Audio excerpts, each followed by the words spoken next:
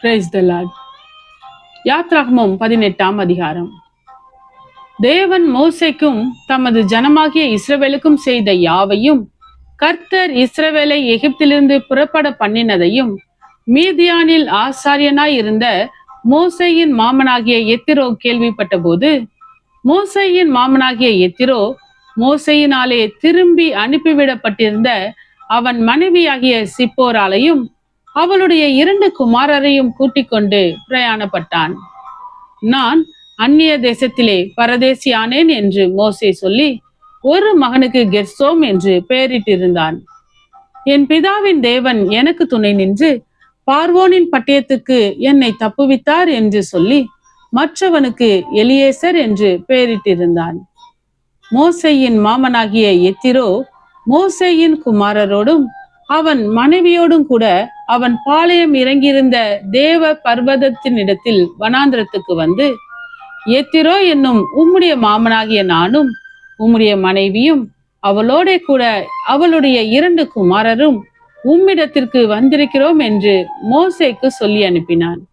அப்பொழுது மோசே தன் மாமனுக்கு எதிர்கொண்டு போய் அவனை வணங்கி முத்தம் செய்தான். ஒருவரை ஒருவர் சுக செய்தி விசாரித்து கொண்டு கூடாரத்துக்குள் பிரவேசித்தார்கள். பின்பு மோசே கர்த்தர் இஸ்ரவேலின் நிமித்தம் பார்வோனுக்கும் எகிப்தியருக்கும் செய்த எல்லாவற்றையும், வழியிலே தங்களுக்கு நேரிட்ட எல்லா வருத்தத்தையும், கர்த்தர் தங்களை விடுவித்து ரட்சித்ததையும் தன் மாமனுக்கு விவரித்து சொன்னான். கர்த்தர் இஸ்ரவேலரை எகிப்தியரின் கைக்கு தப்புவித்து அவர்களுக்கு செய்த சகல நன்மைகளையும் குறித்து எத்திரோ சந்தோஷப்பட்டு, உங்களை எகிப்தியரின் கைக்கும் பார்வோனின் கைக்கும் தப்புவித்து எகிப்தியருடைய கையின் கீழ் இருந்த ஜனத்தை விடுவித்த கர்த்தருக்கு ஸ்தோத்திரம். கர்த்தர் எல்லா தேவர்களை பார்க்கிலும் பெரியவர் என்பதை இப்பொழுது அறிந்திருக்கிறேன்.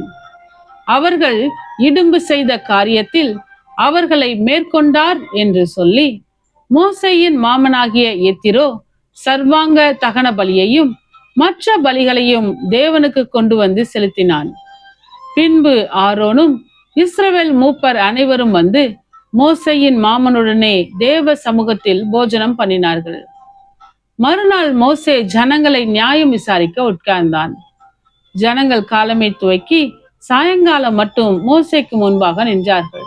ஜனங்களுக்கு அவன் செய்த யாவையும் மோசேயின் மாமன் கண்டு, நீர் ஜனங்களுக்கு செய்கிற இந்த காரியம் என்ன? நீர் ஒன்றியாய் உட்கார்ந்திருக்கவும் ஜனங்கள் எல்லாரும் காலமே துவக்கி சாயங்காலம் மட்டும் உமக்கு முன்பாக நிற்கவும் வேண்டியது என்ன என்றான். அப்பொழுது மோசே தன் மாமனை நோக்கி, தேவனிடத்தில் விசாரிக்கும்படி ஜனங்கள் என்னிடத்தில் வருகிறார்கள். அவர்களுக்கு யாதொரு காரியம் உண்டானால் என்னிடத்தில் வருகிறார்கள். நான் அவர்களுக்குள்ள வழக்கை தீர்த்து தேவ கட்டளைகளையும் அவருடைய பிரமாணங்களையும் தெரிவிக்கிறேன் என்றான். அதற்கு மோசேயின் மாமன், நீர் செய்கிற காரியம் நல்லதல்ல. நீரும் உம்மோட இருக்கிற ஜனங்களும் தொய்ந்து போவீர்கள். இது உமக்கு மிகவும் பாரமான காரியம். நீர் ஒருவராய் அதை செய்ய உம்மாலே கூடாது. இப்பொழுது என் சொல்லை கேளும். உமக்கு ஒரு ஆலோசனை சொல்லுகிறேன். தேவனும் உம்மோட கூட இருப்பார். நீர் தேவ சந்நிதியிலே ஜனங்களுக்காக இரும். விசேஷித்தவைகளை தேவனிடத்தில் கொண்டு போய் கட்டளைகளையும் பிரமாணங்களையும் அவர்களுக்கு வெளிப்படுத்தி, அவர்கள் நடக்க வேண்டிய வழியையும் அவர்கள் செய்ய வேண்டிய காரியத்தையும் அவர்களுக்கு தெரியப்படுத்தும். ஜனங்கள் எல்லாருக்குள்ளும் தேவனுக்கு பயந்தவர்களும் உண்மையுள்ளவர்களும் பொருளாசையை வெறுக்கிறவர்களுமான திறமையுள்ள மனிதரை தெரிந்து கொண்டு அவர்களை 1000 பேருக்கு அதிபதிகளாகவும் 100 பேருக்கு அதிபதிகளாகவும் 50 பேருக்கு அதிபதிகளாகவும் 10 பேருக்கு அதிபதிகளாகவும் ஏற்படுத்தும். அவர்கள் எப்பொழுதும் ஜனங்களை நியாயம் விசாரித்து பெரிய காரியங்கள் யாவையும் உம்மிடத்தில் கொண்டு வரட்டும். சிறிய காரியங்கள் யாவையும் தாங்களே தீர்க்கட்டும். இப்படி அவர்கள் உம்மோடே கூட இந்த பாரத்தை சுமந்தால் உமக்கு லகுவாய் இருக்கும். இந்த பிரகாரம் நீர் செய்வதும் இப்படி தேவன் உமக்கு கட்டளையிடுவதும் உண்டானால் உம்மாலே தாங்கக்கூடும். இந்த ஜனங்கள் எல்லாரும் தாங்கள் போகும் இடத்துக்கு சுகமாய் போய் சேரலாம் என்றான். மோசே தன் மாமன் சொல் கேட்டு அவன் சொன்னபடியெல்லாம் செய்தான். மோசே இஸ்ரவேலர் எல்லாரிலும் திறமையுள்ள மனிதரை தெரிந்து கொண்டு அவர்களை 1000 பேருக்கு அதிபதிகளாகவும் 100 பேருக்கு அதிபதிகளாகவும் 50 பேருக்கு அதிபதிகளாகவும் 10 பேருக்கு அதிபதிகளாகவும் ஜனங்கள் மேல் தலைவராக்கினான்.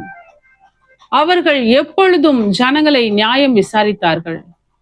வருத்தமான காரியங்களை மாத்திரம் மோசேயின் இடத்தில் கொண்டு வந்தார்கள். சிறிய காரியங்களை எல்லாம் தாங்களே தீர்த்தார்கள். பின்பு மோசே தன் மாமனை அனுப்பிவிட்டான்.